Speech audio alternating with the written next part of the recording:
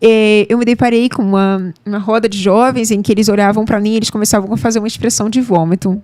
E começavam a rir entre eles e apontavam para mim e riam entre eles.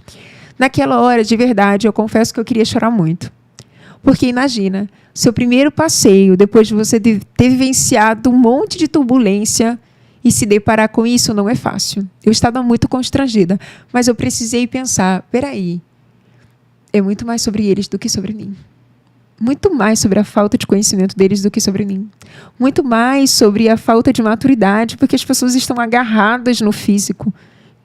A falta de membros não me define, mas o que eu sou por dentro é só um detalhe, a deficiência. O que me define é o que eu escolho me tornar.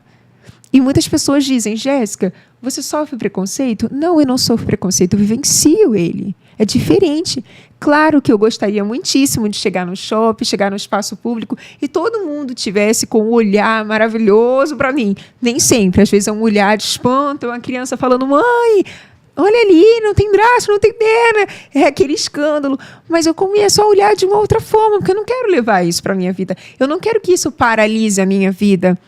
Então eu digo, o outro eu não posso mudar, mas eu tenho como mudar a forma como eu vou reagir a isso. E foi muito difícil, mas o esporte com certeza me ajudou muito a ressignificar a partir dessas situações de preconceito da sociedade, falta de acessibilidade, falta de conhecimento, preparação de profissionais no ambiente escolar que eu precisei enfrentar muito, o subjugamento, só consegui fazer mesmo essa atividade. Gente, como assim? Calma, sabe? As pessoas estão focadas no externo, mas no é aquilo físico. Que a gente estava conversando no início, Exato. Né? As pessoas, às vezes, a gente crê, né? Que a maioria faz sem querer, né? Acaba Exato. Saindo ali. Exato, mas é sempre uma oportunidade e muito importante porque eu nunca vi isso, claro que realmente é um grande problema. Eu digo que o problema não está na deficiência, mas está na falta de capacitação, a falta de preparação da sociedade, mas eu estou sempre ali, disposta a me posicionar. Eu sempre juntava os professores no ambiente escolar, falando sobre essa fase, e eu sempre juntava todo mundo, juntava os diretores. Olha, pode ser feito assim, pode ser feito de uma outra forma. Isso foi muito importante porque existiam outras pessoas com deficiência naquela escola, mas que infelizmente não se posicionavam. Não por culpa deles, né? Porque muitas vezes, até mesmo no ambiente dentro de casa, foram obrigados a aceitar tudo. Sim. E aí aquele medo de você falar algo contra a vontade do outro, de ser abandonado, de ser criticado, porque já existiu muito subjugamento, mas eu tive esse apoio da minha família muito valioso, que eu falei, eu não vou guardar só para mim, eu vou usar para mudar a minha vida, meu ambiente, mas mudar o ambiente de outras pessoas também. E os professores foram mudando, principalmente com os outros alunos. Eu sempre puxava, não, traz essa pessoa, vamos fazer um trabalho junto. Como é que funciona para você? Porque cada pessoa tem a sua individualidade, não somos iguais, ninguém é igual a ninguém, né? E a gente entender isso é muito poderoso para que a gente possa criar uma comunicação única para cada um. Sem dúvida. Sim. E você precisou ser muito cuidada, né? Se deixar ser cuidada, né? Exato, porque isso é muito... você passou, de repente, a precisar quase que inteiramente da ajuda das pessoas para se alimentar, para tudo, né, Jéssica? Com certeza. E aí, como é que foi essa experiência de você...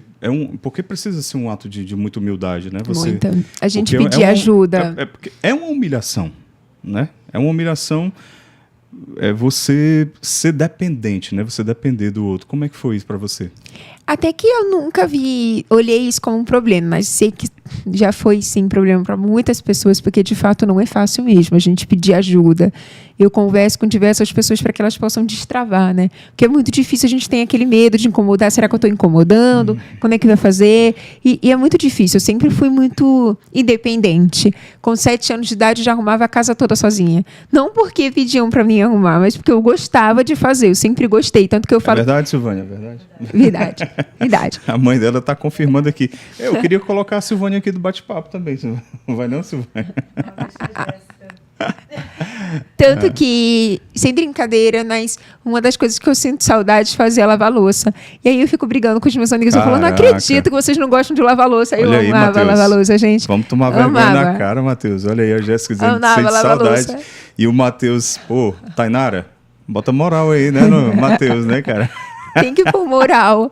E eu gostava de lavar a louça, eu gostava de fazer tudo. Então, e agora? Como é que eu vou viver sem meus membros, né? Como é que eu vou viver sem essa independência? Mas eu escolhi a vida, então, de alguma forma, eu tinha que desenvolver algumas ferramentas.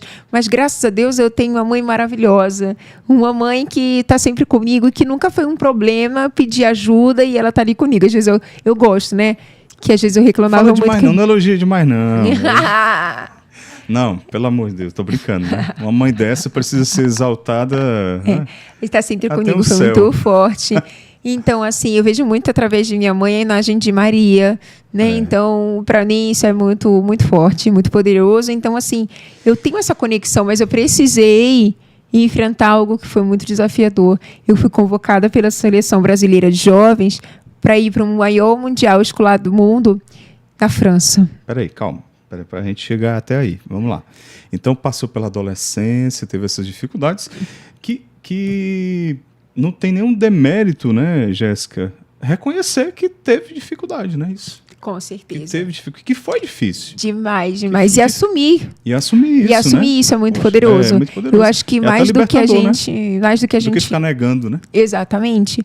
O problema acontece quando a gente o ignora. Exato. Né? É como se fosse um carro da vida. A gente está no controle, né? E aí do lado a gente coloca o problema. Não é colocar o problema atrás, porque senão a gente esquece dele. É reconhecer o problema, mas à frente tem a direção, onde você quer chegar, o que você quer alcançar, e ali vai ser só um detalhe.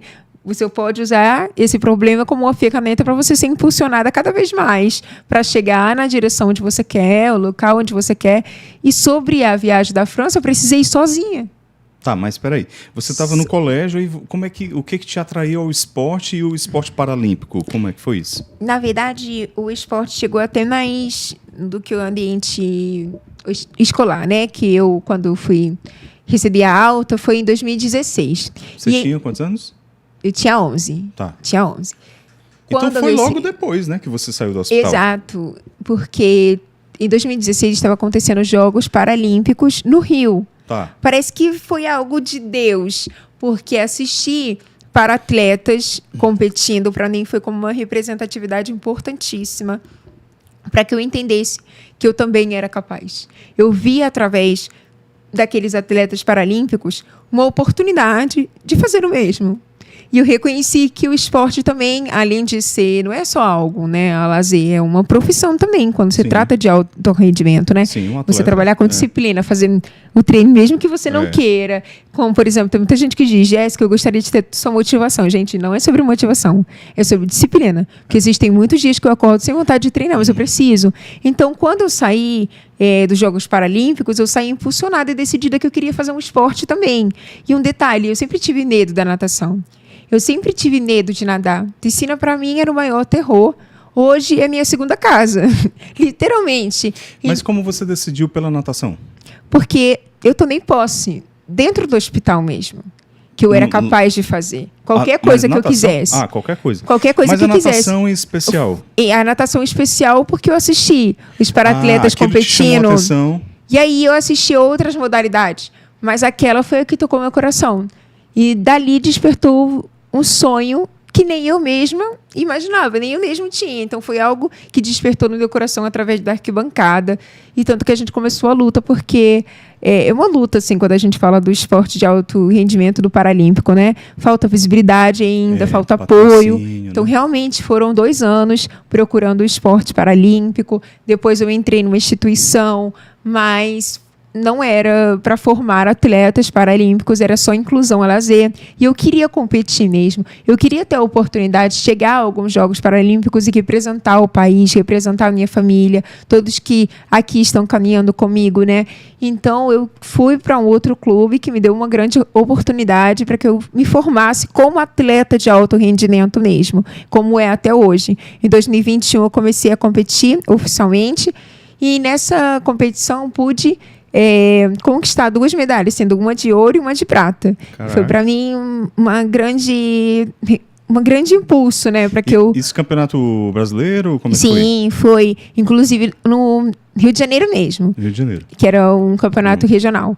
Que vai regional, certo. em várias regiões. Mas e aí dali já classifica para a Olimpíada? Esse aí que você foi Não, campeão? não classifica para Olimpíadas. Tá. Ela classifica para as competições nacionais. Campeonato Brasileiro, tá. que são maiores, que acontecem em São Paulo, no Centro de Treinamento Paralímpico. Então, eu fui construindo essa trajetória. Em 2021, também tive a oportunidade de participar das Paralimpíadas Escolares, onde eu conquistei 5 medalhas de ouro. E dali eu já fui para 2022. E em 2022, pelo destaque nas etapas nacionais, pelo destaque das Paralimpíadas Escolares, eu tive a convocação da Seleção Brasileira de Jovens. Da Seleção Brasileira de Jovens, eu tive a convocação para a França, que foi, assim, para mim, um dos anos mais importantes, assim, da minha trajetória como atleta. Me ajuda aí, que o tempo passa tão rápido. Foi quando mesmo? As Paralimpíadas da França, foi quando? Foi ano passado? Foi ano passado, mas 2024. Essa competição foi 2024, foi Paris 2024. Tá. Mas essa competição que eu fui para a França não foi de Paris 2024. Tá. Em 2024, infelizmente, eu não tive uma chance, porque eu operei no meio termo ali, então eu tive que parar um tempo a minha trajetória. Atleta, assim, é uma trajetória de altos e baixos que a gente precisa ter uma disciplina para a gente permanecer, porque senão a gente desiste no meio do caminho, porque é muito difícil. Eu estava chegando num auge de meus resultados, e aí veio a cirurgia, precisei parar e me impediu de outras oportunidades. Mas tudo deve acontecer no tempo de Deus. Então, não era o meu tempo. Claro que no meu tempo eu queria que fosse aquele, mas não é no meu, é no tempo dele. E a gente sabe que quando acontece no tempo dele é melhor do que daquilo que nós esperamos, né?